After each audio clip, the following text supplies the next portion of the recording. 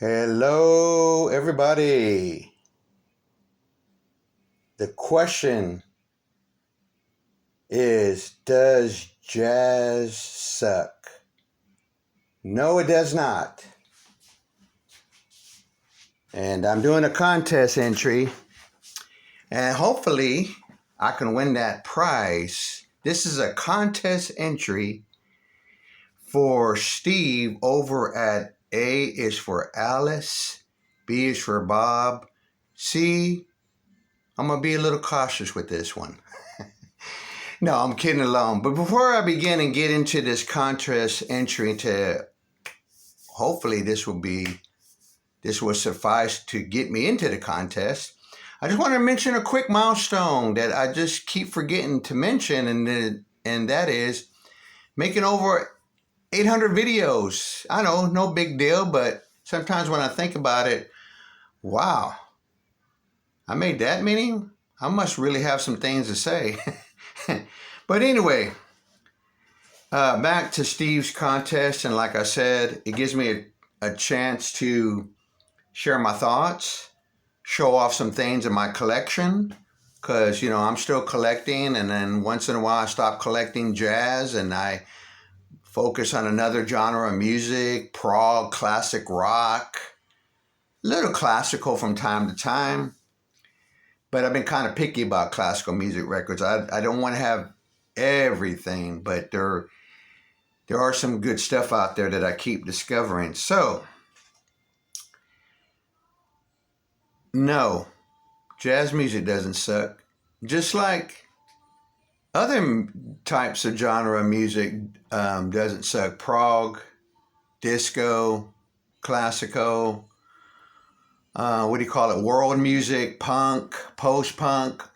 There's so many types of genre of music. And personally, I always seem to find something that I like out of all these genres. So now, in my younger years, yeah, I probably would have said, yeah, jazz sucks and disco sucks, because back then I was mainly listening to a lot of classic rock, metal, and progressive music a lot too. So no, I've always loved jazz music. It's been a part of my life. I learned a lot about it, and when I was going to school, I always wanted to play in the school band, but I just didn't get focused enough or disciplined enough to play an instrument. Now, my brother used to play trumpet and guitar, and I used to hear him play. And I'm glad I'm mentioning that, because that's another thing that I love to hear about jazz. Is like, I was watching, being inspired by him as he was learning how to play "Feel So Good," the big tune from Chuck Mangione, and he was doing a really good job. And so there it is, part of my life, part of my brother's life, and pretty much everything that I've seen, cartoons, commercials, movies, out to dinner somewhere, shopping, I hear some kind of jazz music going on. And if it really was that bad to me, I should have just walked out. But it isn't. I listen to the music, even though some I say, well, some of that's music, yeah, but there's still something good about it that I love. And one thing about jazz music is it's been a rabbit hole for me, and especially when I came to the vinyl community, I was very unaware of a lot of different types of jazz and bands from Europe, groups from Europe, artists from Europe.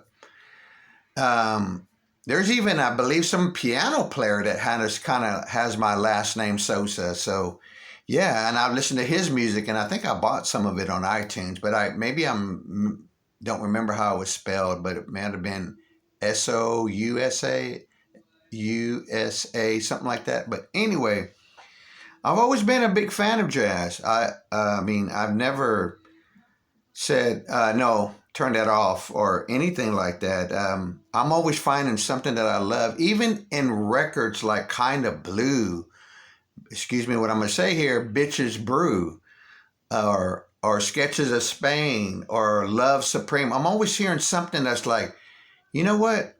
That is so universal sounding. That is really, really deep. So I get lost in the music. Jazz music has helped me to get through a lot of things when times are tough, or when I was going to college and I had to do a lot of late night homework. I'd put on something and it helped me to focus and enjoy the music when I took breaks. And I'm always loved jazz music, that it creates these soundscapes, some memories or pictures in my mind that, like, wow, man, I can almost see, like, what do you call it? It in dreams, kind of like dream sequences and stuff, the jazz music. Some of the jazz music, it fits my mood, like an album like Out to Lunch by Eric Dolphy. I'm going to share some stuff here too. Now, some of the early jazz that I really got to and I still love was like Glenn Miller, Dizzy Gillespie, Louis Armstrong. I like Louis Armstrong and the Five Hot Potatoes, or I don't remember the name of his group. But yeah, I heard that stuff growing up, and I'm always a big fan. I know they played a lot around Christmas time, but I love the way he sings What a Wonderful Life. I think it's one of the most beautiful songs I've ever heard. There's Dave Brubeck, Take Five. I love that too. I don't have too much Dave Brubeck in the collection, but moving on to rock music and progressive, some groups have put in some jazz swing or some jazziness to music. Bands like Chicago, Blood, Sweat, and Tears. I love those bands. And some prog bands, but I can't think of any of them right now. But there are some bands. And there's even newer prog bands that bust out some jazz fusion in it. There is an album, and I wish I could remember the name of it, but there are some prog bands, I will say, that they bring some jazz and some really experimental, little funky, but yet far out. Yeah, I like that, far out jazz. I never understood the term thinking man jazz. Is it where you just kind of...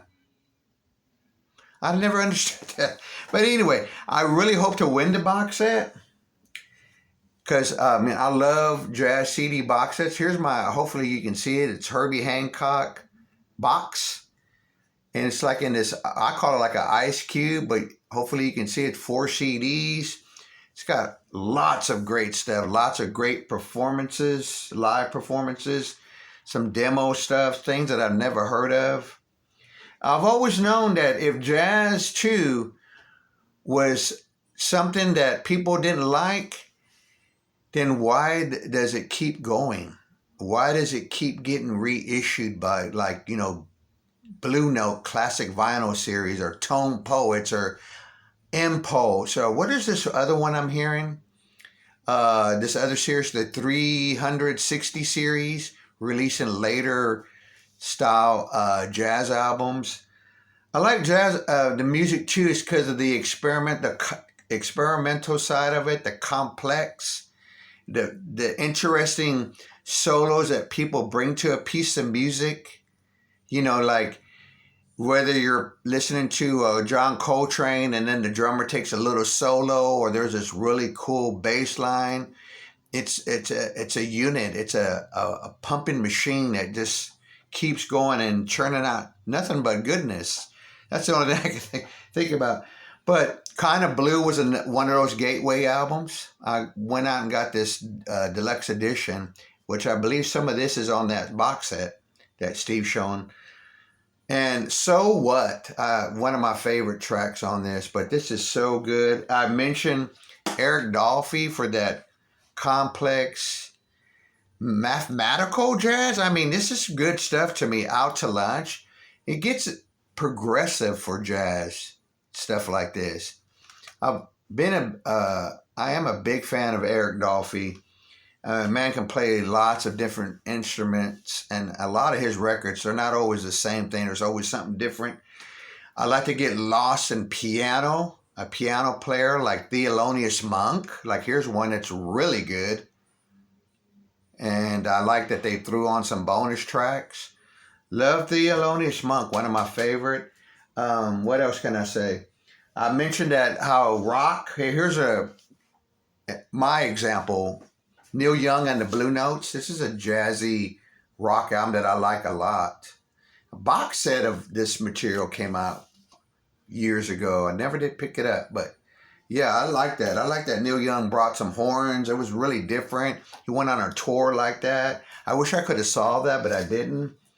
Guitar players, I love Joe Pass for Danjo Reinhardt.